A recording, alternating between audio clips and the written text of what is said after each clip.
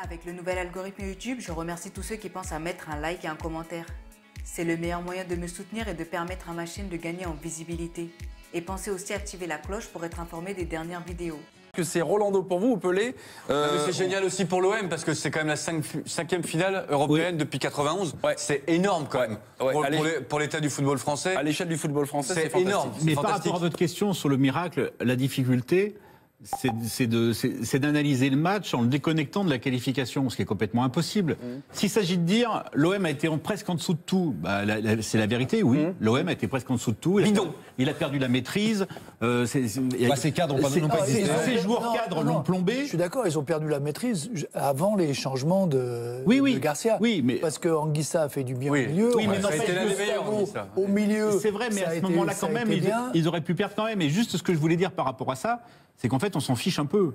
C'est-à-dire que malgré tout, sur le match aller et sur le match retour, c'est l'OM qui est en finale, et le vainqueur, c'est l'OM. Alors même s'ils ont été mauvais, on va pas y passer la nuit. C'est même presque plus délicieux pour Marseille, parce que finalement, se qualifier dans ces conditions-là, ça va rester davantage dans l'histoire. Il y a une émotion complètement folle qu'ils n'auraient pas eu, et les joueurs et le public et tous les supporters français. Une qualification clinique. Voilà, exactement. Oui, parce que sur les deux matchs, si on est très froid, c'est pas forcément la meilleure équipe qui s'est qualifiée. Oh non, je crois que tu peux pas quand même dire ça. Parce que... Pas loin. Sur le match aller, j'ai lu aussi heureux, chanceux, pour ne pas employer d'autres adjectifs. Mais à la place de Salzbourg, avec tout ce qu'ils ont fait au match aller, avec tout ce qu'ils ont fait ce soir, mais je trouve qu'on reste beaucoup comme ça bascule sur ce corner, tu peux vraiment te dire, franchement, on est maudit. Mais sur les deux premières mi-temps de chaque match, j'ai trouvé l'OM supérieur. Sur les deux deuxièmes mi-temps, Salzbourg l'a été, mais sur les deux premières mi-temps, l'OM, moi, je les ai trouvés sereins ce soir en première mi-temps et supérieurs la semaine dernière. Et puis il y a des circonstances atténuantes pour les Marseillais, parce qu'on les sent quand même physiquement très entamés quand même sur ces dernières rencontres qu'ils ont disputées, que ce soit en championnat ou en Ligue Europa. Et franchement, au mental, ils y sont allés. Ils vont chercher cette qualification. Ils sont en finale, on vient de le dire. C'est quand même une équipe française qui se qualifie très régulièrement pour des finales européennes. Il faut quand même le souligner. Et dans des conditions comme ça, avec le public qu'on voit derrière, c'est formidable. Et puis c'est tout. On discute depuis le début de la soirée sur cette rencontre, sur la possibilité, qui maintenant n'est plus une possibilité. L'OM disputera la finale de la Ligue Europa. Et à la mi-temps, on était tous quand même un petit peu en train de se marrer. Le conseil de Raymond Domenech, surtout, ne pas réveiller l'équipe de Salzbourg. C'est donc ce qui s'est produit à un moment. Est-ce que c'est Salzbourg qui a vraiment mieux joué ou est-ce que c'est l'OM qui a un peu merdouillé, qui a un peu baissé. Et sur l'action, on le voit, et on l'a signalé déjà en première mi-temps, Luis Gustavo n'est pas clair dans son positionnement. Et c'est ce genre de situation, parce que s'il reste en place, il fait faute, l'autre il lui rentre dedans, il a complètement ouvert la porte. Il a eu des placements qui ont donné on a vu une occasion après où il glisse, il tombe presque, il y a encore une occasion de but. Il a été, je veux dire, à ce poste-là. Sur les deux buts, il est tout sauf clair. Il n'a pas été meilleur quand il a été repositionné au milieu. Il a été moins dangereux parce que pour son équipe. Il a joué des petits ballons courts qui mettaient en danger. Il a fait une passe à Anguissa au milieu qui a raté, qui a redonné une action. C'est l'un de ses plus mauvais matchs. C'est son plus mauvais match avec Marseille. C'est rassurant parce qu'il a fait toutes les bêtises sur le même. Et sur le même, et ils arrivent quand même à se qualifier. Donc, oui, mais donc l'OM est qualifié. L'OM a manqué son match, mais finalement, comme disait, l'OM n'a pas uniquement manqué son match, parce que si on se souvient de la chronologie de ce match-là, avant l'ouverture du score de Salzbourg, c'est l'OM qui a une occasion en or, qui ne convertisse pas, et juste derrière, pour le coup, il réveille Salzbourg. Est-ce que c'est pas cette occasion-là qui les a réveillés, les autres? Mais si l'occasion est marquée, et franchement, c'était pas compliqué, et ben il y avait plus de match du tout, il y avait pas cette émotion, et finalement, c'est mieux comme ça. C'est écrit que craque. Les vieilles expressions. Qu'est-ce qu'on me dit?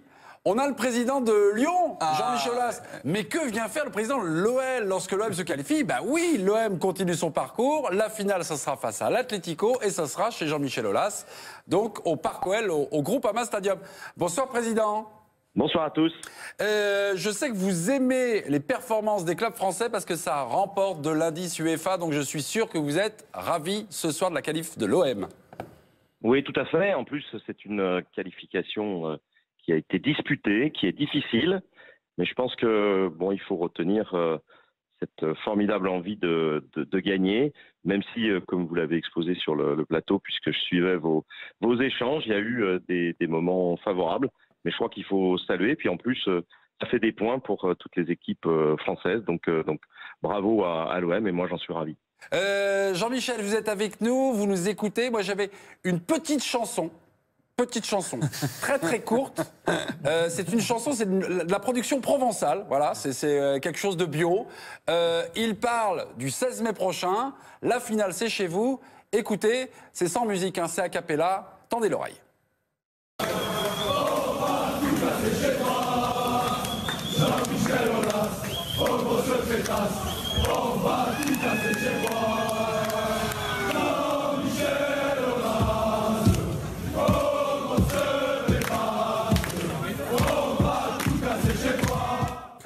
Bon, Jean-Michel, les ennuis commencent maintenant, les emmerdes commencent, non?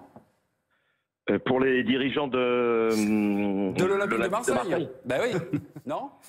Oui, non, mais bon, vous savez, les supporters sont beaucoup plus souvent responsables qu'on l'imagine. Et bon, moi, j'ai toute confiance. Je connais un certain nombre de ces supporters directement, et je sais que une fois l'obstacle de Salzbourg passé, ils vont réagir. Et puis, bon, les dirigeants de l'OM qu'on n'a pas beaucoup entendus avaient promis d'intervenir dès la qualification faite, donc ils vont le faire. Et j'ai toute confiance pour que ça se passe bien.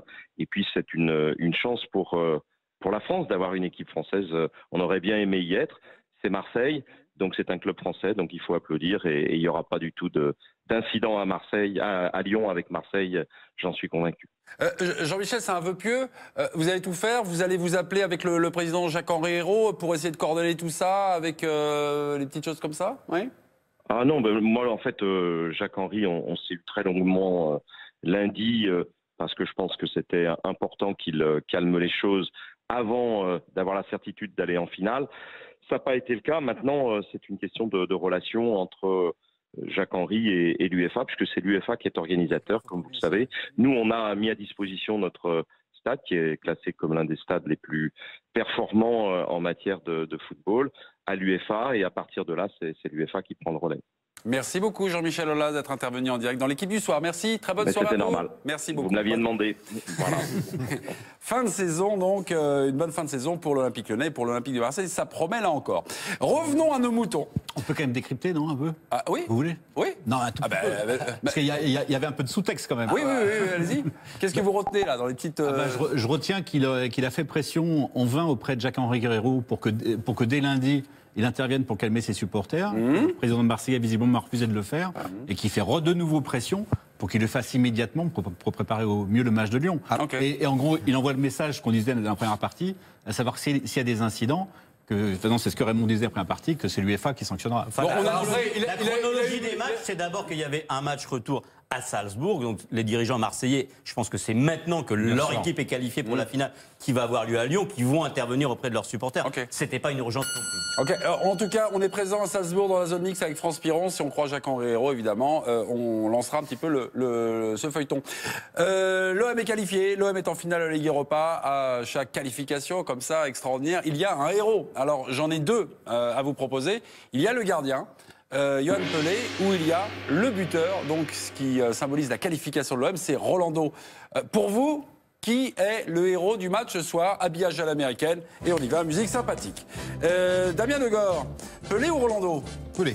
Pelé, Damien. Guillaume? Pelé, évidemment. Ah oui, vous, c'est votre marotte. Vincent? Rolando. Vincent, Étienne? Pelé. Pelé pour Étienne et Raymond. L'un n'aurait pas pu exister sans l'autre. Garcia, non? Garcia. J'ai le droit de le dire? Non, c'est pas le héros, c'est un coach, arrêtez. Il a fait quelque chose, il a fait transformer le match pour arriver à ce que Rolando marque, c'est déjà pas mal. C'est tric-et-trac, ces arguments?